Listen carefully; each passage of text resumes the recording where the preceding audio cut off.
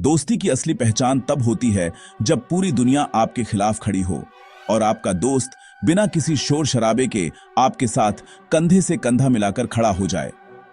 अभी तक हम और आप सिर्फ तेल और हथियारों की बातें सुन रहे थे, लेकिन पर्दे के पीछे भारत और रूस के बीच एक ऐसा खेल खेला गया है जिसकी भनक ना तो CIA को लगी और ना ही दुनिया के बड़े बड़े आर्थिक पंडितों को। अमेरिका लगातार भारत पर दबाव बना रहा था कि रूस से दोस्ती तोड़ो, तेल मत खरीदो, उससे दूर हो जाओ।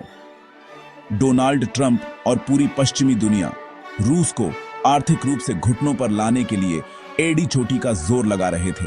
लेकिन ठीक उसी वक्त जब रूस अपने इतिहास के सबसे बुरे दौर से गुजर रहा था, जब उसकी फैक्ट्रियों में ताले लटकने की नौबत आ गई थी, भारत ने एक ऐसा कदम उठाया जिसने व्लादिमीर पुतिन के चेहरे पर मुस्कान ला दी। यह कहानी किसी मिसाइल डील या परमाणु समझौते की नहीं है, बल्कि यह कहानी है इंसानी ताकत की, जिसने रूस की अर्थव्यवस्था को वेंटिलेटर से हटाकर दौड़ने लायक बना दिया है। प्रधानमंत्री मोदी ने एक ऐसा मास्टर स्ट्रोक खेला है कि एक तीर से न सिर्फ रूस बचा, बल्कि भारत की बेरोजगारी और रुपए की समस्या का भी हल निकल आया। आखिर क्या है वो सीक्रेट एग्रीमेंट जिसने रातों रात रूस की डेमोग्राफी बदलनी शुरू कर दी है? क्यों पुतिन अब अपने पड़ोसी देशों के बजाय भारत पर इतना भरोसा कर रहे हैं? और सबसे बड़ा सवाल, भारत के इस कदम से अमेरिका की बोलती कैसे बंद हो गई है? हम आपको बताएंगे इस धमाकेदार खबर की पूरी कहानी। तो बने रहिएगा वीडियो पर, और इस संबंध में आपके जो भी विचार हो कमेंट में लिखकर जरूर बताइएगा। कहानी की शुरुआत होती है रूस के एक ऐसे दर्द से जिसे वह दुनिया से छिपा रहा था। बाहर से देखने पर रूस एक महाशक्ति लगता है, लेकिन अंदर ही अंदर वह खोखला हो रहा था। वजह थी काम करने वालों की भारी कमी। जी हाँ, रूस के पास तेल है, गैस है, परमाणु हथियार हैं, लेकिन उन्हें संभालने वाले हाथ कम पड़ गए थे। सोवियत संघ के टूटने के बाद से ही रूस की आबादी लगातार बूढ़ी हो रही थी। बर्थ रेट यानी जन्म दर पाताल में जा चुकी थी। और फिर आया यूक्रेन युद्ध। इस युद्ध ने रूस की कमर तोड़ दी। लाखों नौजवानों को सेना में भर्ती करके बॉर्डर पर भेज दिया गया। लाखों पढ़े लिखे युवा युद्ध के डर से देश छोड़कर भाग गए। नतीजा यह हुआ कि रूस की फैक्ट्रियां सूनी हो गईं, शिपयार्ड वीरान हो गए और कंस्ट्रक्शन साइट्स पर सन्नाटा पसर गया। हालात इतने बुरे थे कि रूस में बेरोजगारी दर 2% से भी कम हो गई। सुनने में यह अच्छा लगता है, लेकिन अर्थशास्त्र में इसका मतलब होता है लेबर क्राइसिस, यानी नौकरी तो है लेकिन करने वाला कोई नहीं। रूस को अपनी इकोनॉमी चलाने के लिए तुरंत 11 मिलियन यानी 1 करोड़ 10 लाख कामगारों की जरूरत थी। अगर यह मदद नहीं मिलती तो रूस की अर्थव्यवस्था अपने आप ढह जाती, बिना किसी अमेरिकी प्रतिबंध के। पुतिन के सामने यह अब तक की सबसे बड़ी चुनौती थी। अब आप सोचेंगे कि रूस तो हमेशा से कजाकिस्तान, उज्बेकिस्तान और तजाकिस्तान जैसे सेंट्रल एशियन देशों से मजदूर बुलाता था। तो अब क्या हुआ? यहीं पर कहानी में ट्विस्ट आता है। 2024 में मॉस्को में एक भयानक आतंकी हमला हुआ था जिसने रूस की सुरक्षा एजेंसियों की नींद उड़ा दी। जांच में पता चला कि इसमें कुछ सेंट्रल एशियन माइग्रेंट्स का हाथ था। इसके बाद रूस में जनता का गुस्सा भड़क उठा। रूसी लोग अब अपने पड़ोसियों पर भरोसा करने को तैयार नहीं थे। पुतिन को समझ आ गया कि सस्ता मजदूर तो मिल जाएगा, लेकिन अगर देश की सुरक्षा ही खतरे में पड़ गई तो उस विकास का क्या फायदा? रूस को अब एक ऐसे पार्टनर की जरूरत थी जो न सिर्फ स्किल्ड हुनरमंद हो, बल्कि भरोसेमंद भी हो। एक ऐसा देश जिसके लोग अनुशासित हों, मेहनती हो और जिनसे रूस को कोई सुरक्षा खतरा ना हो। दुनिया के नक्शे पर पुतिन की उंगली जाकर जिस देश पर रुकी वो कोई और नहीं बल्कि उनका पुराना यार हिंदुस्तान था। रूस ने तय कर लिया कि अब वह अपनी निर्भरता सेंट्रल एशिया से खत्म करेगा और भारत के साथ एक नई शुरुआत करेगा। इधर भारत में भी एक अलग ही खिचड़ी पक रही थी। अमेरिका और यूरोप में एंटी इमिग्रेशन यानी प्रवासियों के खिलाफ माहौल बन रहा था। अमेरिका में H-1B वीजा के नियम सख्त हो रहे थे।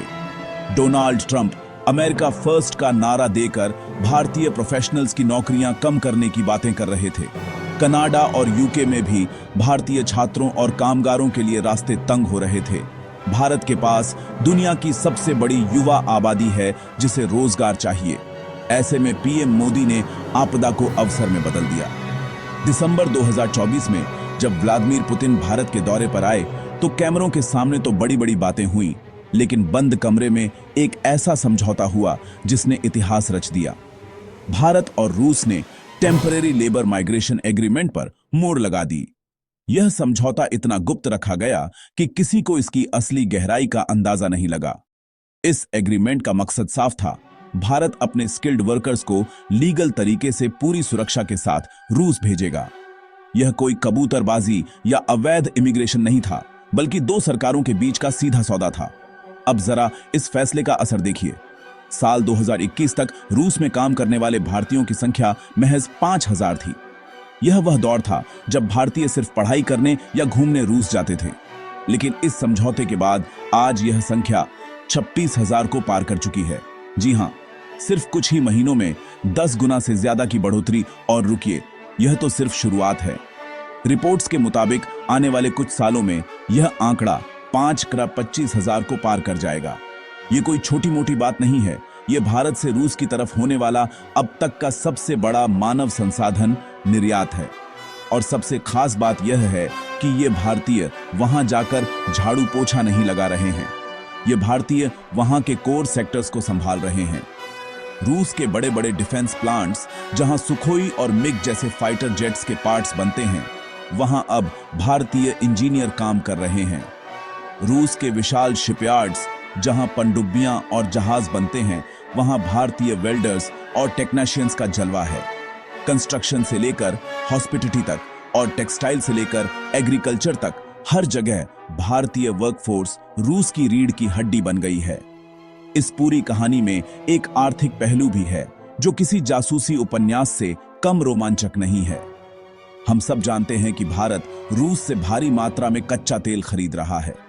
अमेरिका के प्रतिबंधों की वजह से हम रूस को डॉलर में पेमेंट नहीं कर पा रहे थे। हमने रुपए में पेमेंट करना शुरू किया। नतीजा यह हुआ कि रूस के वॉस्ट्रो अकाउंट्स में अरबों रुपए जमा हो गए। रूस कह रहा था, भाई हम इन रुपयों का क्या करें, हमें तो डॉलर या युआन चाहिए। यह एक बड़ी समस्या बन गई थी। लेकिन भारतीय वर्कर्स के रूस जाने से यह समस्या एक झटके में हल हो गई। कैसे? समझिए इस गणित को। अब रूस की कंपनियां उन भारतीय वर्कर्स को सैलरी किसमें देंगी? जाहिर है रूबल या फिर उसी जमा हुए रुपए में। और भारतीय वर्कर्स उस पैसे को अपने घर भारत कैसे भेजेंगे? रेमिटेंस के तौर पर, यानी रूस के पास जो भारतीय रुपया फंसा हुआ था वो अब भारतीय कामगारों की सैलरी के जरिए वापस भारत की इकोनॉमी में आ रहा है। भारत को तेल मिला, रूस का तेल बिका और पेमेंट का जो लफड़ा था वह भी सुलझ गया। इसे कहते हैं win win win situation. Bharat को रोजगार मिला, रूस को लेबर मिली और दोनों देशों की करेंसी का सर्कुलेशन बना रहा है। यह एक ऐसा आर्थिक चक्रव्यूह है जिसे तोड़ने की काट अमेरिका के पास भी नहीं है। जब यह खबर वॉशिंगटन पहुंची तो वहां हड़कंप मचना लाजमी था। डोनाल्ड ट्रंप और उनकी टीम सोच रही थी कि वे टैरिफ लगाकर या धमकियां देकर भारत रूस के रिश्ते में दरार डाल देंगे। उन्होंने कभी सोचा भी नहीं था कि भारत लेबर डिप्लोमेसी का ऐसा कार्ड खेल देगा। अमेरिका जिस रूस को अलग थलग करना चाहता था, भारत ने उसे अपनी जनशक्ति देकर फिर से खड़ा कर दिया। अमेरिका के लिए यह दोहरा झटका है। एक तरफ वो अपनी इमिग्रेशन पॉलिसी सख्त करके भारतीयों को रोक रहा है और दूसरी तरफ वही स्किल्ड भारतीय अब अमेरिका के सबसे बड़े दुश्मन रूस की ताकत बढ़ा रहे हैं। ट्रंप भी हैरान है कि मोदी ने यह कैसा खेल खेल दिया। यह भारत की स्ट्रेटेजिक ऑटोनॉमी का सबसे बड़ा सबूत है। भारत ने दुनिया को दिखा दिया कि वह अपने हितों के लिए किसी भी हद तक जा सकता है। हमने अमेरिका से भी रिश्ते बनाए रखे और रूस को भी डूबने नहीं दिया। यह संतुलन साधना हर किसी के बस की बात नहीं होती। पश्चिमी मीडिया अब लिख रहा है कि हाउ इंडिया सेव्ड रशिया, कैसे भारत ने रूस को बचाया। यह हेडलाइंस पुतिन के लिए सुकून और अमेरिका के लिए सिरदर्द बन गई है। रूस के अंदर भी अब माहौल बदल रहा है।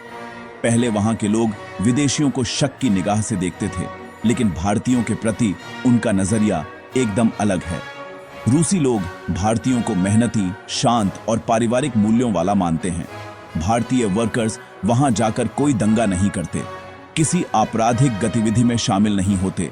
वे बस अपना काम करते हैं और पैसा घर भेजते हैं। यही वजह है कि रूसी समाज ने भारतीयों को खुले दिल से अपनाया है।